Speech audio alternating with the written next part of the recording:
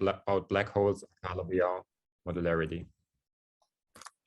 Thank you very much, Fabian. Yes, I'm talking to you a little bit, telling something about black holes and Calabi-Yau modularity, and this is based on some recent work together with Philip Candelas, Xeni Ossa, and Joseph McGovern. So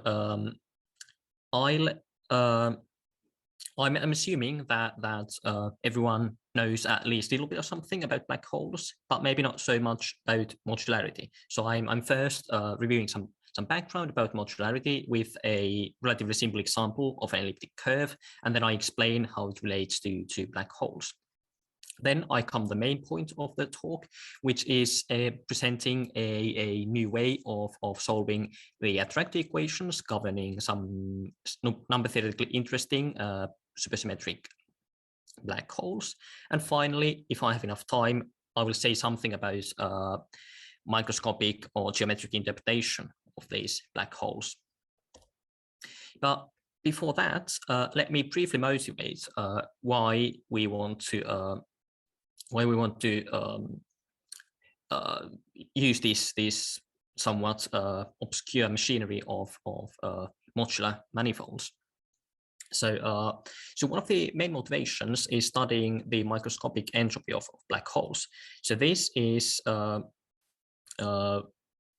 somewhat complicated problem. I mean, there are examples where this has been done, but say for n equals 2 supersymmetric theories, this is still somewhat of an open problem.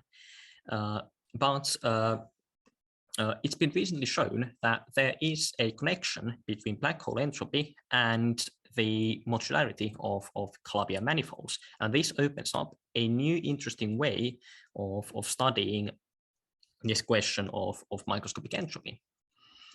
And finally, this relation also sort of encourages some speculation about whether actually these black holes that are related to modular Calabi-Yau manifolds could be protected in some sense from quantum corrections, because we have this kind of very nice relation between the entropy and some modular forms. So let me start with a brief review of modularity. So the simplest case is basically the statement that elliptic curves can be associated with modular forms in a unique one-to-one correspondence. So what this means in practice is that we can take an elliptic curve, say one defined by this equation here, and we can consider solutions over finite fields with some prime number of elements. So with y and x taking values in z mod pz.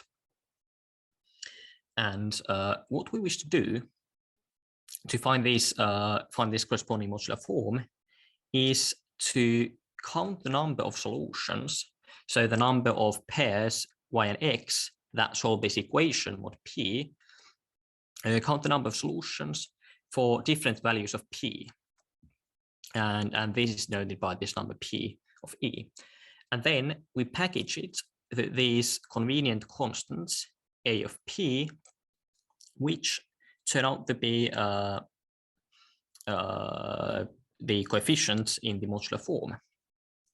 So we can explicitly find the number of solutions for different values of p of this equation and tabulate the first few in the table below. And what is the remarkable and surprising fact that's been proven for elliptic curves is that you can always find a modular form of some congruous subgroup related to these singular values. You can always find a modular form whose coefficients in the Q series agree with these numbers AP. And this is the sort of way that that you associate to elliptic curves a modular form that captures some of the arithmetic information about the curve itself. And why does this happen? So there is a really intricate and subtle mathematical theory behind all this. Basically, the idea relies that the middle cohomology of this elliptic curve is two-dimensional, and therefore we have something that is known as absolute Galois group.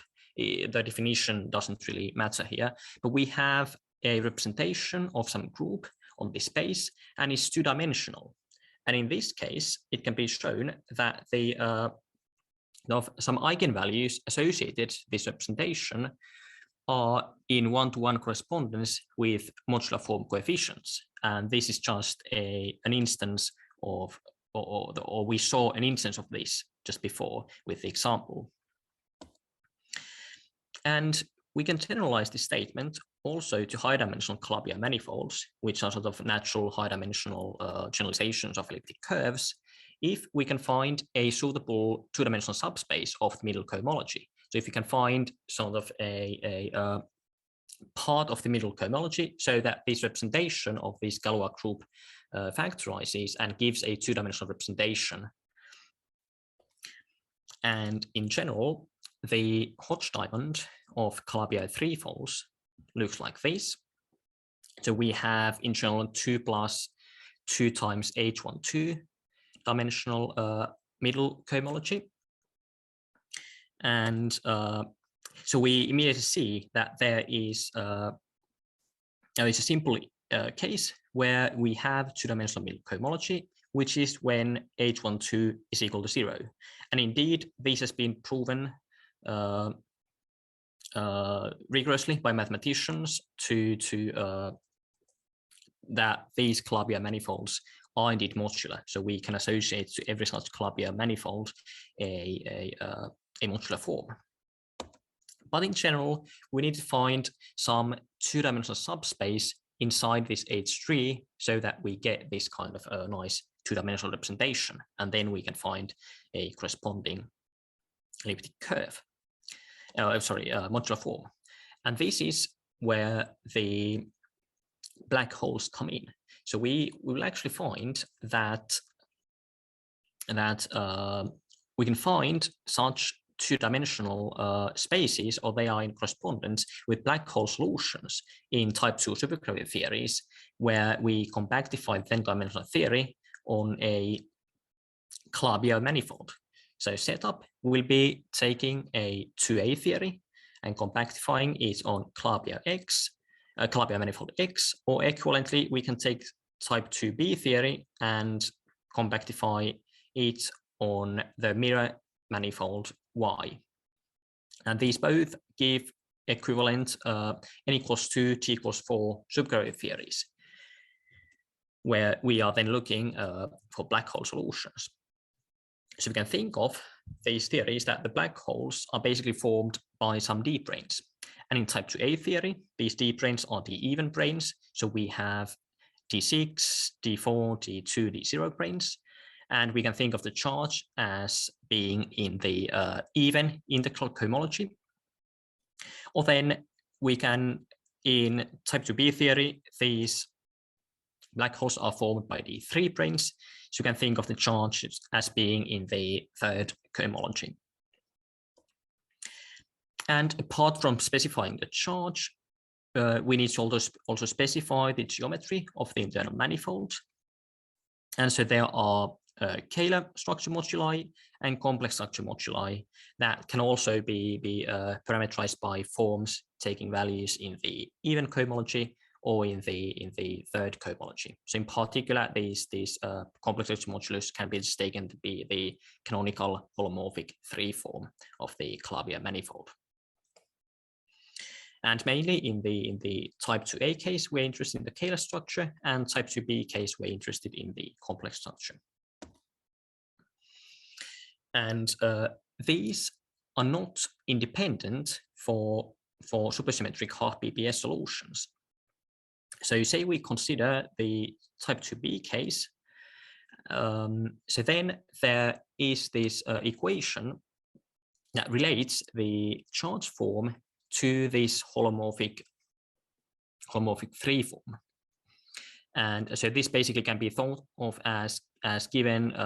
So if you're given a charge vector, this gives you the geometry that will support those black holes.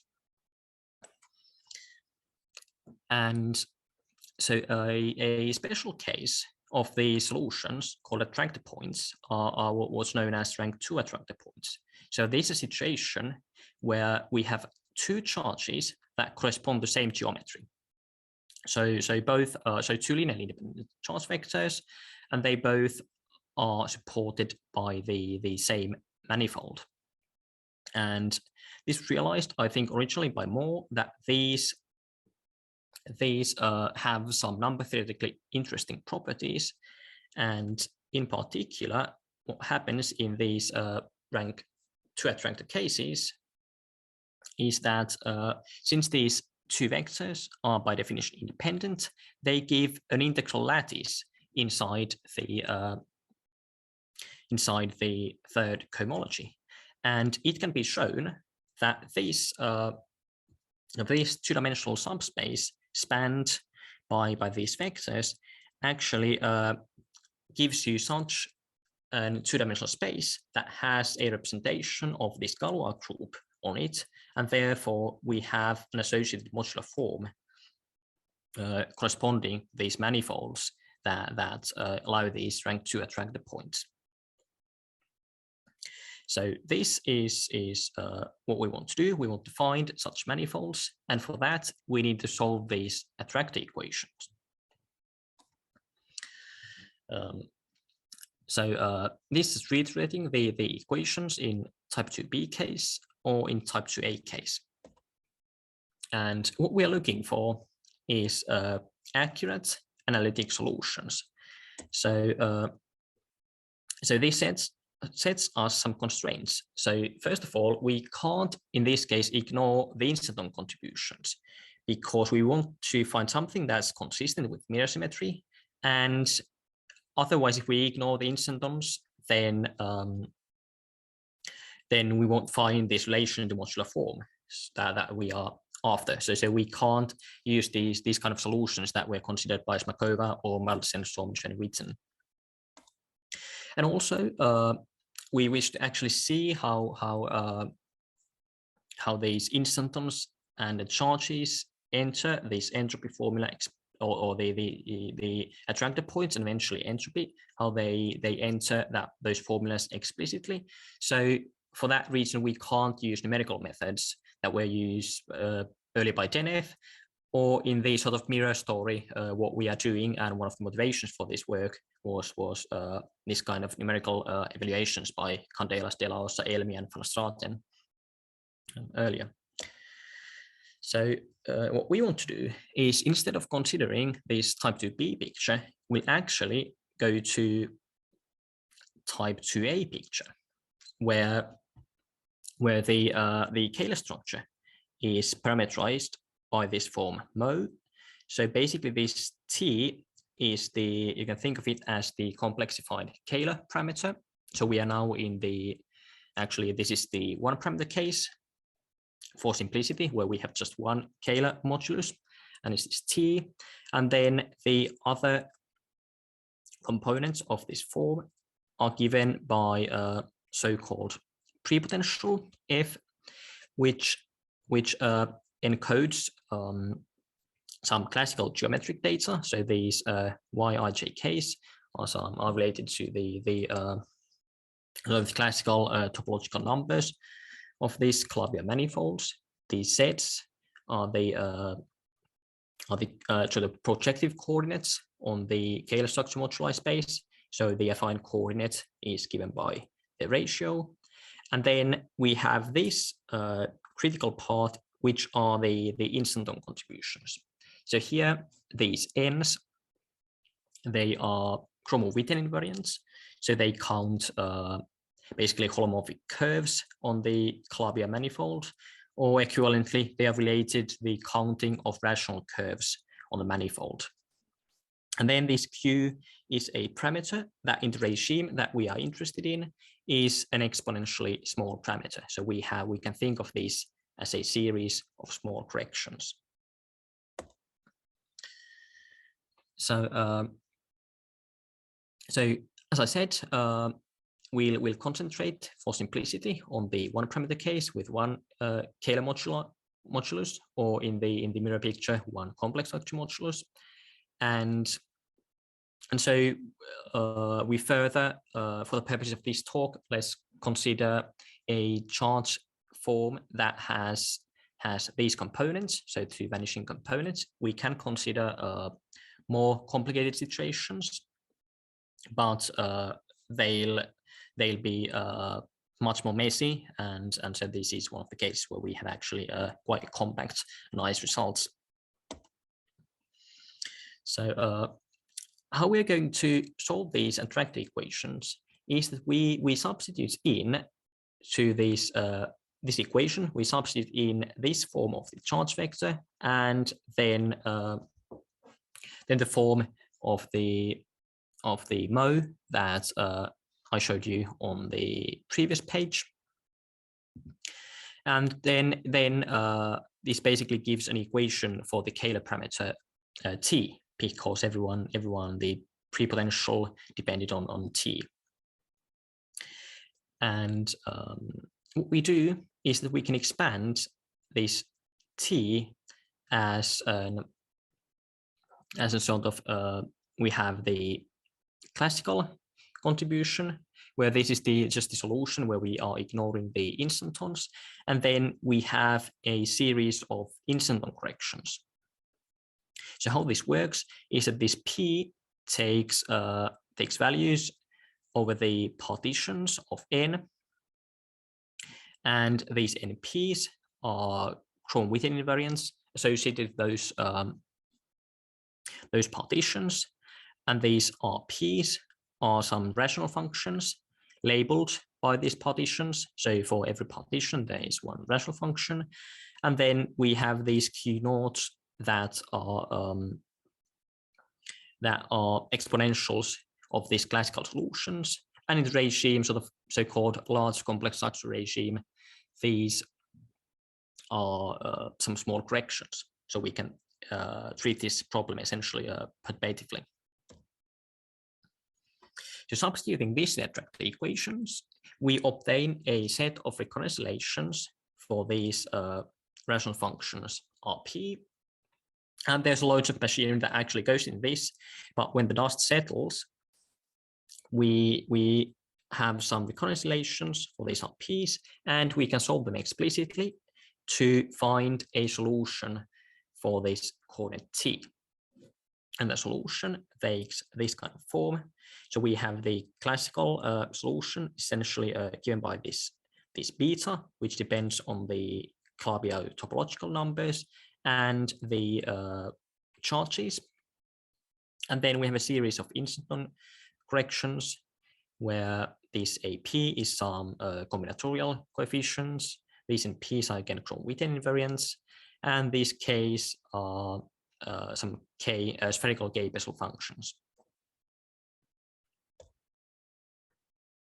And why this formula is in our opinion so interesting is because in the special case of these rank 2 attractor points, so when we find basically two charge vectors that give the same solution for T, then we can derive a very simple formula for the entropy of the black hole. So it looks very similar to the solution for the location of the attractor point, apart from some prefactors, but the form is again similar. So we have a series of instanton corrections multiplied by Bessel functions.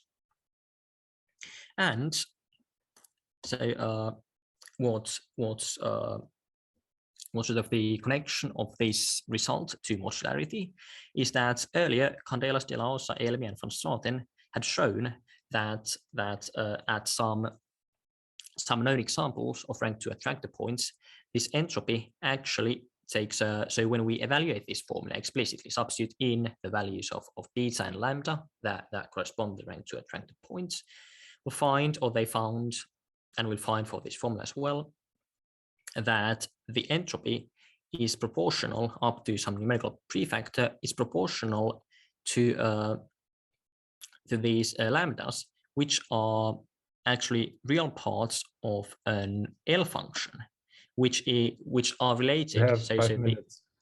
Thank you. Thank you. So these are related to modular form that counts points on these Calabi-Yau manifold. And so the reasons why we think this is such an interesting formula is, well, first of all, as I said, this explicitly includes the quantum and Instanton corrections, although we still ignore higher genus corrections at this stage.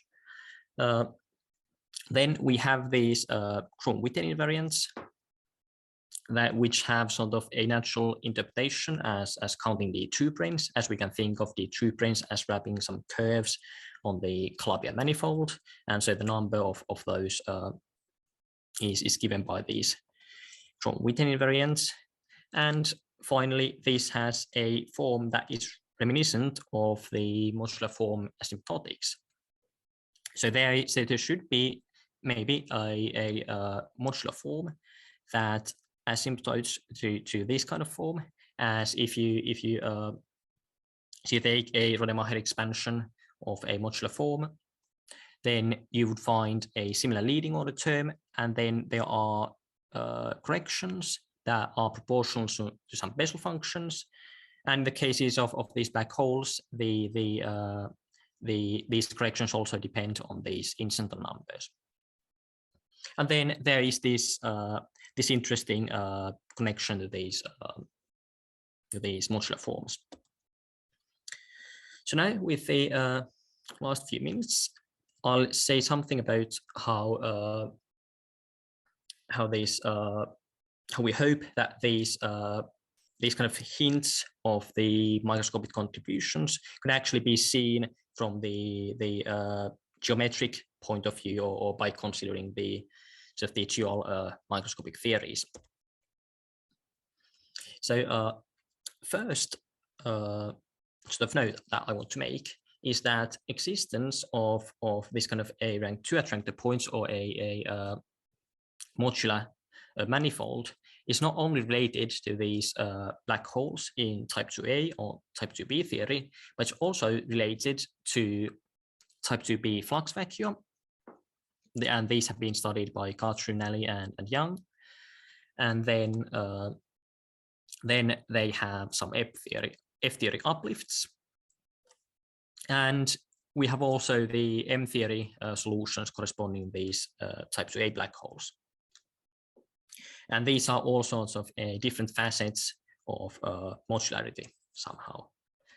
And so what we wish to do is to study this web of dualities, all these avatars of modularity. And we can do this by studying some explicit examples of these modular manifolds. So a particular simple example that we've recently studied is basically given by just two multilinear polynomials in P1 to 5th. And in this case, say the type 2a black holes can be nicely realized as so in the case that we have T4, D2, D0 black holes, these correspond to divisors, curves, and points on this manifold X, and we can actually explicitly from geometry we can count the microstate indices of these solutions. So basically, what remains to be done is that first of all, we'd like to at some point incorporate also higher genus contributions this formula. Then everything that I talked about today really, apart from the general modularity considerations, applies sort of in the large complex structure region. So where the parameter T is relatively large and imaginary. So it would be interesting to consider also other regions. And then related to this microscopic interpretation from the sort of CFD arguments, we think that these microstate indices that we can count using geometry, they could be fitted into modular forms. So finding this kind of modular form and comparing it to the macroscopic entropy would be something nice to do. And finally, of course, they remain studying the microscopic interpretations of these other solutions corresponding to modular Calabi-Yau manifold. Okay, so that's everything I wanted to talk to you about, and thank you very much for your attention. All right, thank you very much, Pyry, for a very interesting talk. Let's thank Pyry with our clap emojis.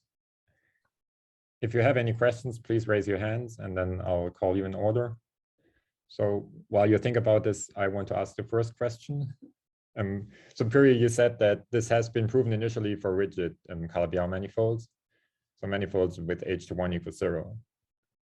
Yeah. All your formalism essentially then relied on the geometric picture. Does what you said, does this also apply to, I mean, so if you look at the mirror and you have no h from 1 form, and so you might wonder what the interpretations, what the grammar of written invariants are. So this theory still goes through and you just replace it by virtual dimensions and you don't have a leading order contribution, or do you need a completely different theory?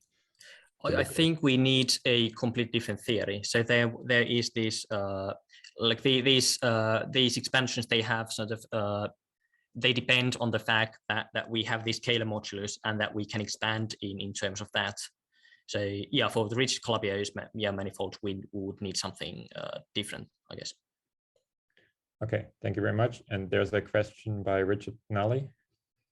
Hi, thank you for the interesting talk. Can you go back to the main formula with the entropy written as the GV invariance for a second?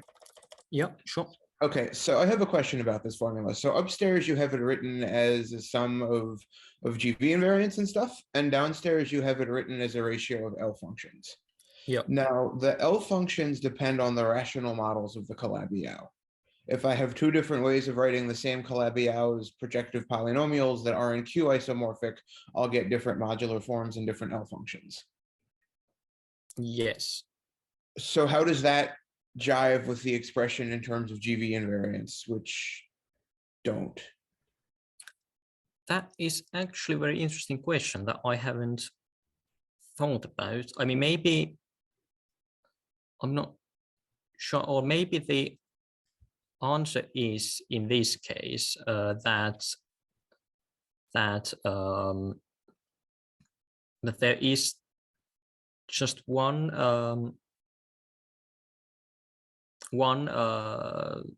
equivalent rational model, but I'm not really sure. So that's a good question. I should think about it, but I don't have an answer right now. Okay, thank you. Very good talk again. Thank you. Thank you.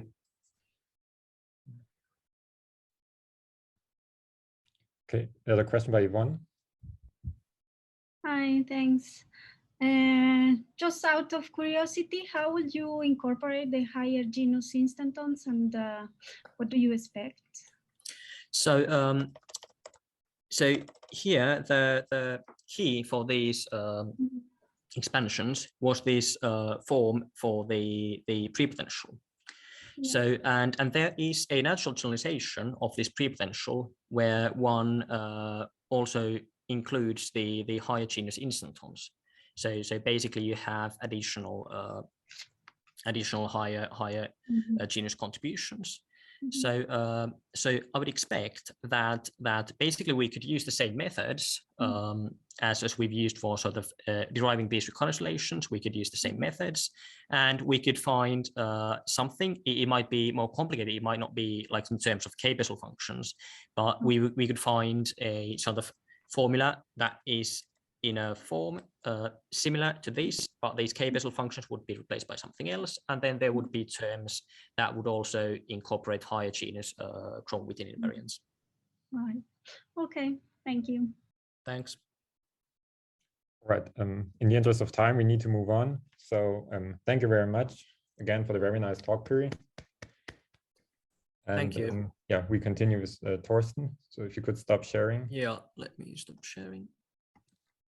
Oh, yeah.